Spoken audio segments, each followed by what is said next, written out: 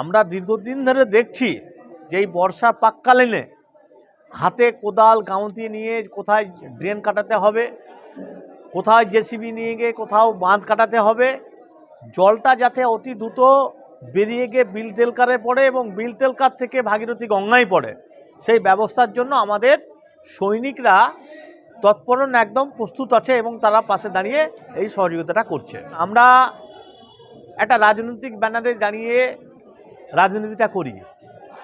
যে জায়গায় আমাদের মুখ্যমন্ত্রী হচ্ছে মমতা বন্দ্যোপাধ্যায়, আমাদের দলের পদ পরিদর্শক হচ্ছে অভিষেক বন্দ্যোপাধ্যায় এবং জেলা তৃণমূল কংগ্রেসের দুটো পার্ট, এই বহরমপুর পশ্চিম ব্লকের রাজনৈতিক দুটো পার্ট, একটা অংশ বহরমপুর সাংগঠনিক পার্টে পড়ে আর একটা অংশে পড়ে জঙ্গিপুর। এই জঙ্গিপুরের সভাপতি আমাদের দলের, তার নাম হচ্ছে খলিলুর রহমান সাহেব। কথায় কথায় গোটা জেলার মানুষ বলে তিনি দানবীর। এবং আরেকটা দিকে হচ্ছে অপূর্ব সরকার উর্ফে ডেভিড। যেভাবে মানুষের পাশে দাঁড়ানো এবং নেত্রী মমতা বন্দ্যোপাধ্যায়, আমাদের নেতা অভিষেক বন্দ্যোপাধ্যায়ের নির্দেশ মতো আমরা মানুষের পাশে দাঁড়াবো, মানুষের পাশে থাকব।